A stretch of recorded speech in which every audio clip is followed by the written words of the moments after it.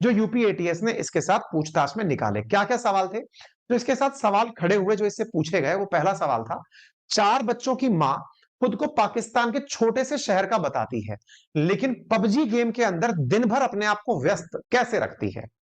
दूसरा सवाल इससे पूछा गया कि 5वीं पास मिडिल क्लास महिला एक नहीं, 2-2 पासपोर्ट क्यों रखेगी? इसके पास 2-2 पासपोर्ट पाए गए। तीसरा, अपने 4 बच्चों को छोड़कर सचिन से मिलने नेपाल कैसे चली जाती है? भाई बच्चे छोटे हैं, अगर वो नन्ही मुन्नी क्या क्या नाम इसने धर रखे हैं, उनको छोड़ करके एक मां के लिए एक दिन भी घर छोड़ करके जाना बच्चों के बिना बहुत ही मुश्किल काम होता है। ये 4 बच्चों को छोड़कर नेपाल मिलने चली आती है, ये अपने आप में एक बड़ा प्रश्न खड़ा करता है, बच्चे जबकि बहुत कम उम्र के हों। यदि यही नहीं, दूसरी बार पाकिस्तान सीमा जब लौटती है, तो अपने 4 बच्चों के एकदम नए पासपोर्ट कैसे बनवाकर लौटती है? उसके पास इतने पैसे कहां से आए?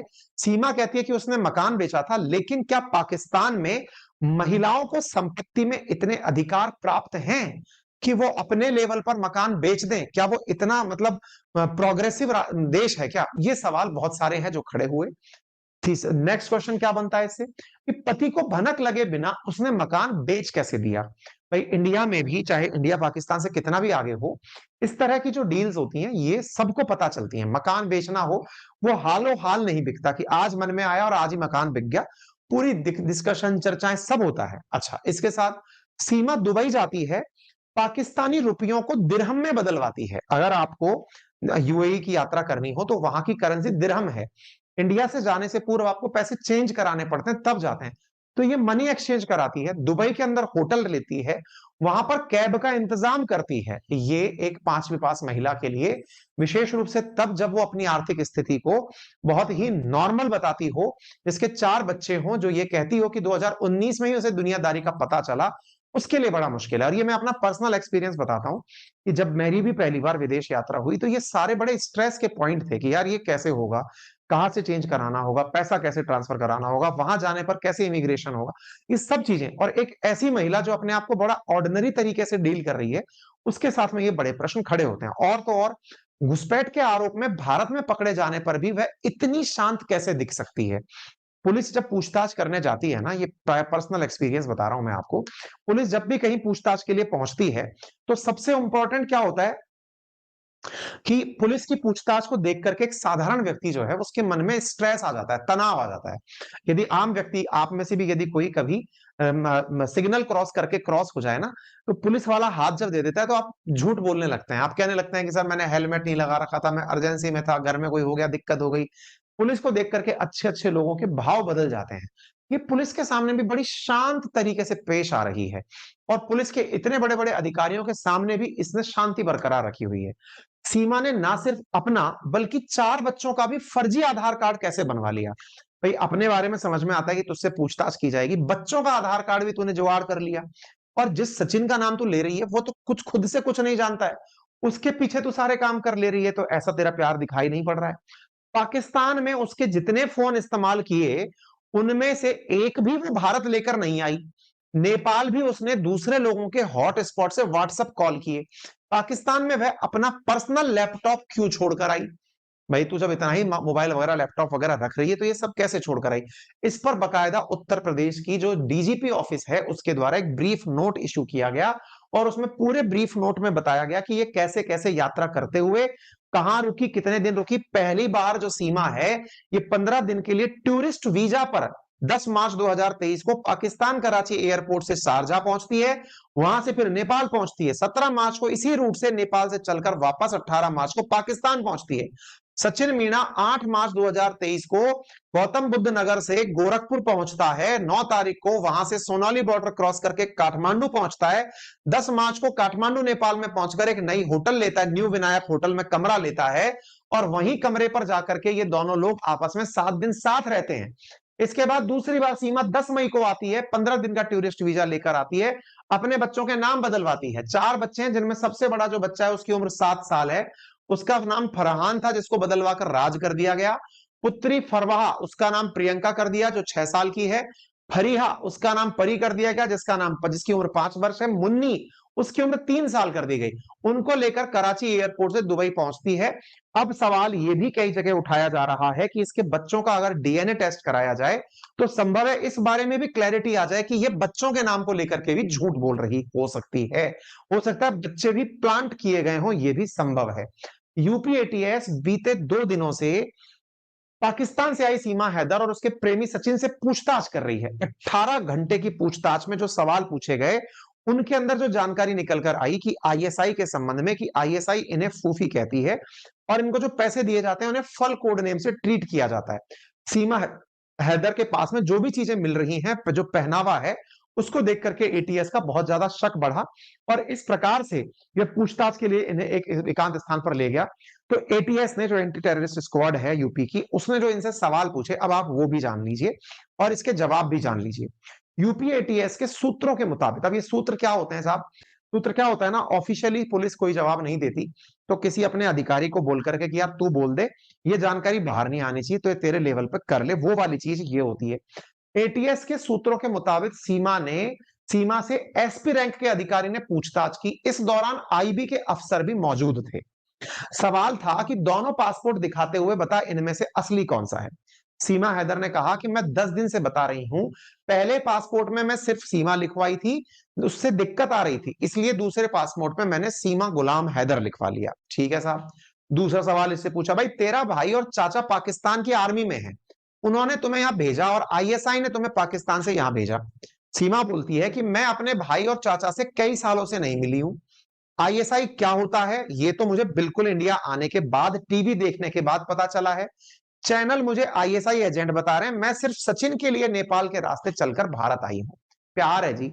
अच्छा, फिर सवाल पूछा गया, तुम कराची में रहती हो, पाकिस्तान में पैदा हुई हो, आईएसआई का नहीं नाम नहीं जानती, ये कैसे संभव है?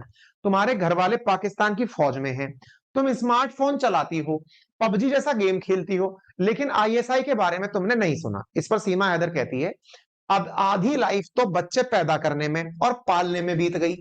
5 साल से मैं सिर्फ टाइम काटने के लिए पबजी गेम खेलती थी। बड़ा सवाल तो ये है, भाई मेरे पास मेरे खुद के 2 बच्चे हैं, मुझे पर्सनली ये लगता है कि माँ के पास 2 बच्चे संभालने के अंदर भी पूरा टाइम निकल जाता है। इसके 4 बच्चे हैं, 4 बच्चों में भी ये समय पबजी खेलने का निकाल ले रही है, जिसमें 2019 से यदि ये पबजी खेल रही है तो टेक्निकली एक बच्चा तो मेरे हिसाब से इसका बाद का ही है, क्योंकि 3 साल की बच्ची है इसकी भाई।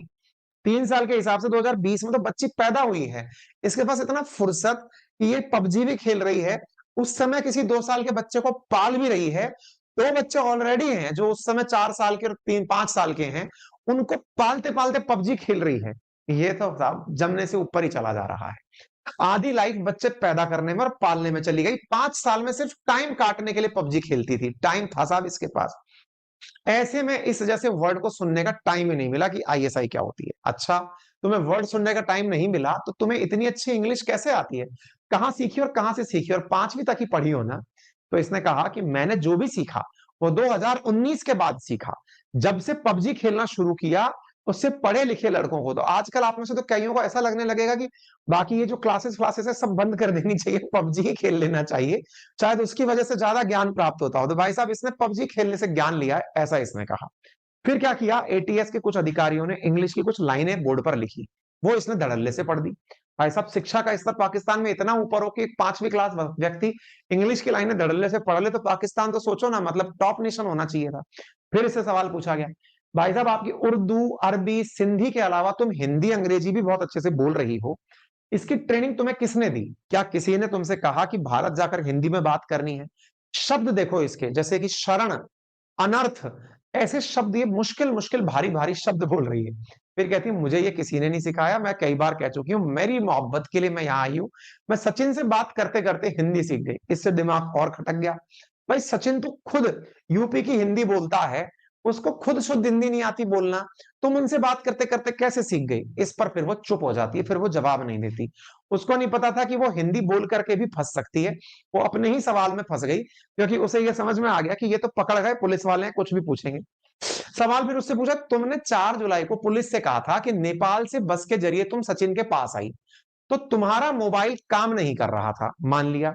इसलिए बस ड्राइवर से तुमने फोन लिया, सचिन को कॉल किया।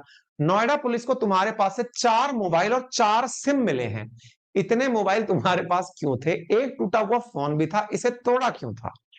सीमा कहती है, नेपाल से भारत आने के बाद मेरा पाकिस्तान का सिम काम नहीं कर रहा था।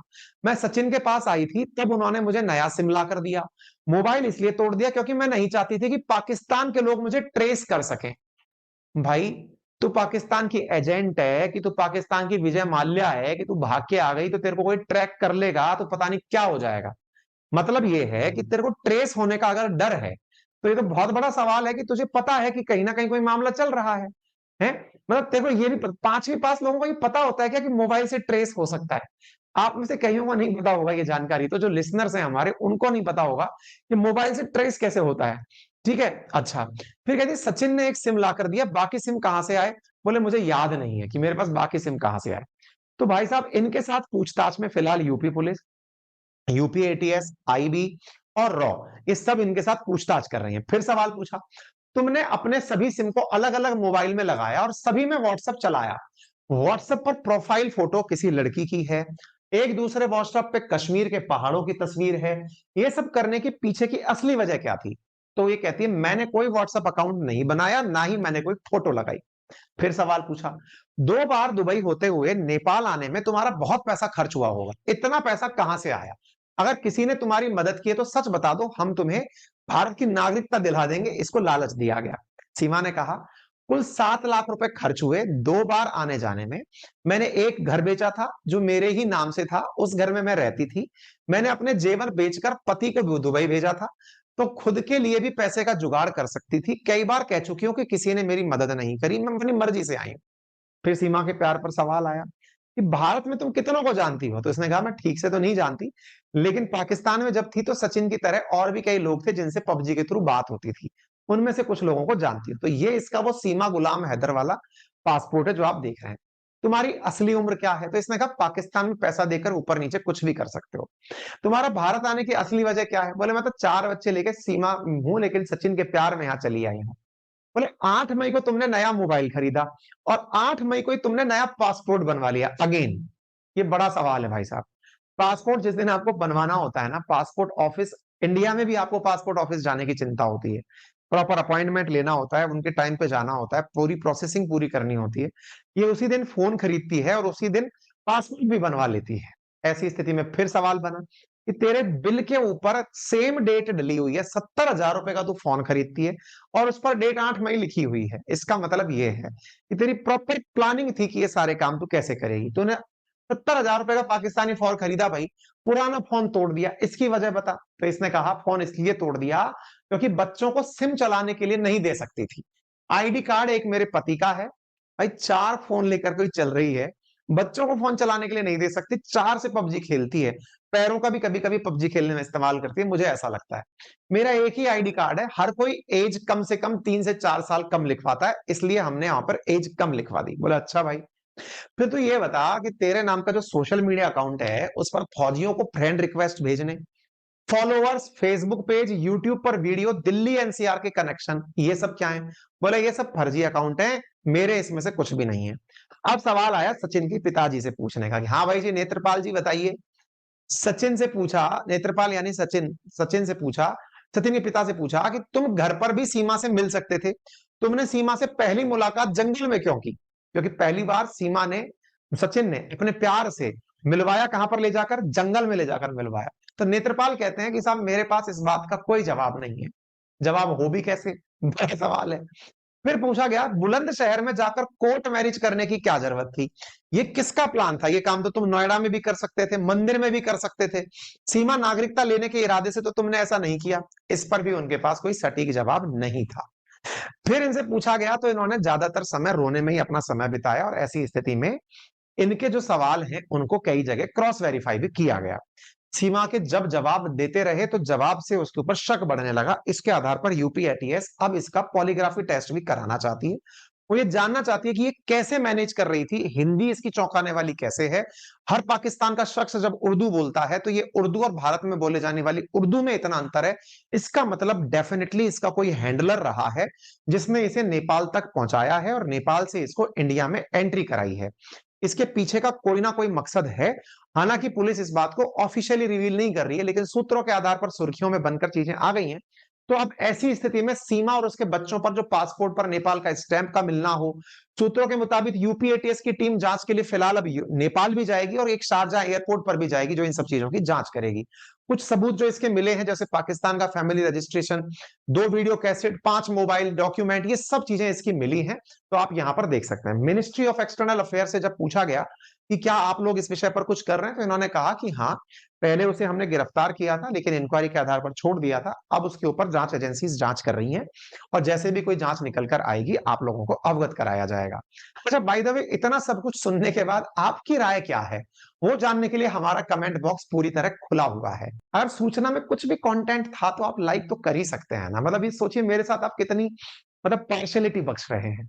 आपसे गुजारिश है कि अगर आप चैनल पर नए हैं तो चैनल को सब्सक्राइब कर दें। राइट हैंड कॉर्नर पर सब्सक्राइब का बटन दिया हुआ है, आप क्लिक करें, ताकि भविष्य में भी कोई अपडेट आएगा तो आपको तुरंत प्राप्त हो जाएगा। और साथियों, वीडियो पसंद आया है तो लाइक करें और कमेंट बॉक्स में अपनी ओपिनियन जरूर हमें बताएं।